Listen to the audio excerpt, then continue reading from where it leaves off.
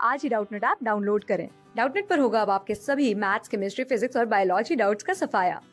बस अपने क्वेश्चन की फोटो खींचो, उसे क्रॉप करो और तुरंत वीडियो सोल्यूशन पाओ। Download now. हेलो दोस्तों, आज का जो क्वेश्चन है हमारा वो क्या है, give the decreasing order of stabilities of the following alkenes. यानी एल्कीन्स ये जो हमारे पास दिए गए हैं उनके बीच हमें क्या बताना है, स्टेबिलिटी का ऑर्डर बताना है। ओके, तो सबसे फर्स्ट कॉन्सेप्ट क्या है एल्कीन में, वो आपको याद होना चाहिए कि more substituted alkenes are more stable. More substituted alkenes are more stable. Alkenes are more stable, बस ये कॉन्सेप्ट आपको माइंड में रखना है, आप आसानी से क्वेश्चन सॉल्व कर लोगे। ओके, तो अब आते हैं हम क्वेश्चन पे। क्वेश्चन क्या पूछ रहा है, इथीन दिया हुआ है, प्रोपीन दिया हुआ है, सिस 2 ब्यूटीन दिया, trans 2 butene, 2 methyl 1 2 butene, 2 3 dimethyl 1 2 butene, give the decreasing. ये तो फिर उसी का क्या रिएक्टिविटी का ऑर्डर पूछा। ओके, तो मैं सारे के मैं स्ट्रक्चर बना देता हूँ जिससे आपको आसानी हो कंपेयर करने में। स्ट्रक्चर बने रहेंगे तो आप इजीली देख सकते हो कि कौन सा स्ट्रक्चर ज़्यादा सब्स्टिट्यूटेड है। तो ये मैंने सारे स्ट्रक्चर ड्रॉ कर दिए। ये थीन हमारे पास, अगर आपको नोमेनक्लेचर आता होगा और थोड़े से आपको स्ट्रक्चर बनाने का आइडिया होगा तो आप आसानी से बना सकते हो स्ट्रक्चर। तो एथीन, ये मेथड 2 कार्बन होते हैं और डबल बॉन्ड होगा, एथीन है, प्रोपीन। मैंने इन सारे के स्ट्रक्चर बना दिए। तो अब ये कॉन्सेप्ट आपको अप्लाई करना है, बस सिंपल सा, more substituted alkenes are more stable. तो सबसे कौन सा आपको किस एल्कीन्स में, ये जो 6 स्ट्रक्चर बनाए गए उनमें कौन सा आपको ज़्यादा सब्स्टिट्यूटेड दिख रहा है, ये वाला 6 वाला। 6 वाला क्या दिख रहा है, ज़्यादा आपको सब्स्टिट्यूटेड दिख रहा है, तो 6 आर मोर स्टेबल। देन आपको कौन सा दिख रहा है, ये हमारे पास है ना 1 2 3, इसको आप नंबरिंग भी कर सकते हो 1 2 3 4। यहाँ पास ब्यूटीन है, 2 3 ब्यूटीन लिखा हुआ है ना 5 पे, 2 मिथाइल 1 2 ब्यूटीन, 2 पे क्या है हमारे पास, ये मिथाइल ग्रुप है और ये हमारे पास 1 2 ब्यूटीन है। ओके, उसके बाद कौन सा आपको लग रहा है, पाँचवा, उसके बाद सब्स्टिट्यूटेड है, मोर सब्स्टिट्यूटेड। फिर कौन सा मोर सब्स्टिट्यूटेड है, चौथा। और सब्स्टिट्यूटेड तो है ये, आप बोलोगे सर ये तो 4 4 सब्स्टिट्यूटेड है, लेकिन बल्कि ग्रुप भी तो होना चाहिए। ये CH3 इसमें सब्स्टिट्यूटेड है, इसमें क्या है 3 CH3 थे, 1 हाइड्रोजन था, इसमें क्या है 2 हाइड्रोजन 2 CH3, इसमें 2 CH3 2 हाइड्रोजन है, और ये सिस है और ये ट्रांस है। तो ट्रांस वाला क्या होता है, ज़्यादा स्टेबल होता है किससे, सिस से। ओके, क्योंकि इसमें हिंड्रेंस नहीं होता है ज़्यादा, CH3 अगर एक ही साइड में रहे तो ज़्यादा हिंड्रेंस होगा उसके कारण से।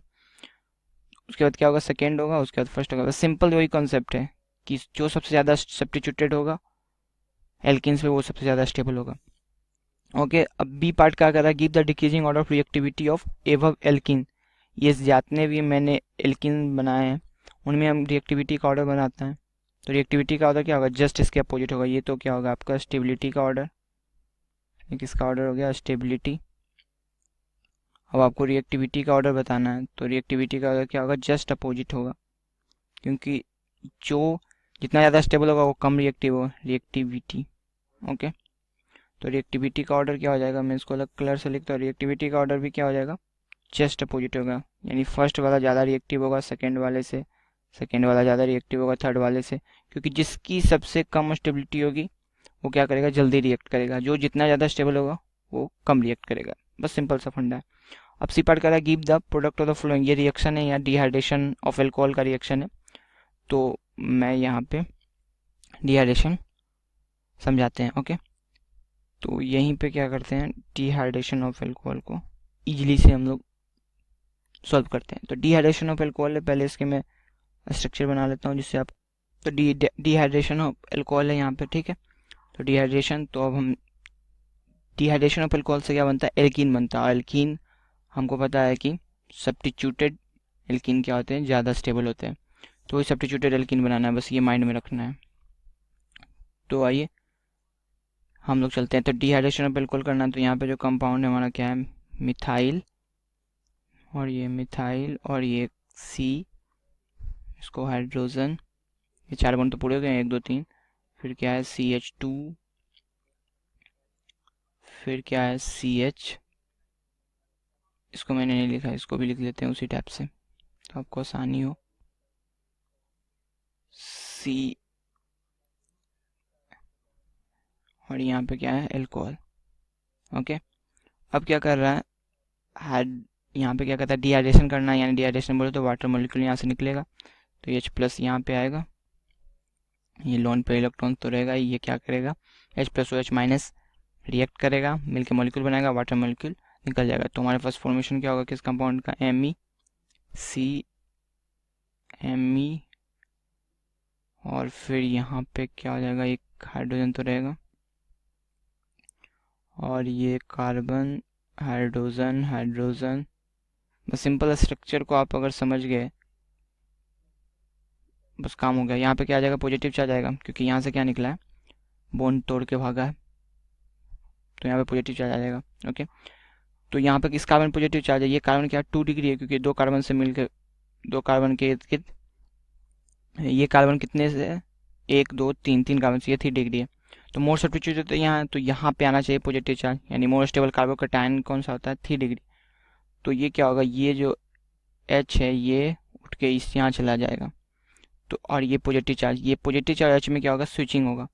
तो अब जो हमारे पास स्ट्रक्चर बनेगा इसके बाद वो क्या बनेगा, ये जो स्ट्रक्चर बनेगा, ये मिथाइल ग्रुप जो भी है वो बस आसानी से लिखना है, कोई हड़बड़ी नहीं है।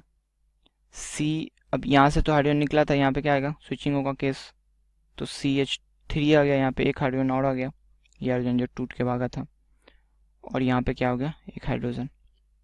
फिर क्या होगा, यहाँ भी एक हाइड्रोजन है, तो यहाँ भी क्या होगा, स्विच होगा। अब जो स्ट्रक्चर बनेगा इसके बाद वो क्या बनेगा, ये हो जाएगा मिथाइल ग्रुप, ये मिथाइल ग्रुप C, यहाँ से हाइड्रोजन होगा, यहाँ पे क्या आएगा, पॉजिटिव चार्ज आएगा। ओके, और ये हाइड्रोजन आएगा, तो यहाँ पे 2 हाइड्रोजन आ गए, कि एक पहले से था, और CH3। तो अब क्या है, ये मोर स्टेबल, ये क्या है, 3 डिग्री कार्बोकैटायन है जो मोर स्टेबल होता है, क्योंकि यहाँ से आप देख सकते हैं इस जितना ज़्यादा इलेक्ट्रॉन डोनेटिंग ग्रुप रहेगा, क्योंकि इसके पास इलेक्ट्रॉन की कमी है, तो ये मिथाइल ग्रुप क्या है, इलेक्ट्रॉन डोनेटिंग ग्रुप है, तो इसको इलेक्ट्रॉन डोनेट करेगा, तो ये क्या होगा, स्टेबिलिटी ज़्यादा होगी इसकी, तो 3 डिग्री कार्बोकैटायन ज़्यादा स्टेबल होगा। उसके बाद क्या होगा, जब अटैक करेगा कोई भी मॉलिक्यूल, तो ये कहाँ से, क्योंकि इसके पास जो हाइड्रोजन है यहाँ पे आप देख सकते हो 2 3, इसके पास एक और हाइड्रोजन है जो बॉन्ड बनाएगा। अब ये जो बॉन्ड फॉर्मेशन होगा वो कैसे होगा वो मैं दिखाता हूँ, क्योंकि अब तो इसको एल्कीन बनना है, तो इसको क्या छोड़ना पड़ेगा, एक हाइड्रोजन एटम, तभी ये बना सकता है। तो एल्कीन का जो फॉर्मेशन होगा वो कैसा होगा, कहाँ से एल्कीन छोड़ेगा बताइए, बिल्कुल यहाँ पे बॉन्ड बनेगा, कहाँ पे बनेगा, यहाँ पे। क्यों, क्योंकि ये मोर सब्स्टिट्यूटेड एल्कीन होगा, तो जो ये फाइनल जो हमारा स्ट्रक्चर बनेगा वो क्या बनेगा, मिथाइल ग्रुप, यहाँ भी मिथाइल ग्रुप, और ये जो कार्बन है ये इस कार्बन के साथ डबल बॉन्ड बनाएगा, और यहाँ से एक हाइड्रोजन चला जाएगा, ये जो इसके पास एक हाइड्रोजन है, एक हाइड्रोजन चला जाएगा H+, और इसके पास क्या होगा, डबल बॉन्ड बन जाएगा। इस कार्बन का भी क्या है, वैलेंसी पूरा 2 3 4, तो ये हमारे पास एल्कीन का फॉर्मेशन हुआ। डिहाइड्रेशन ऑफ एल्कोहल से क्या बनता है, एल्कीन बनता है।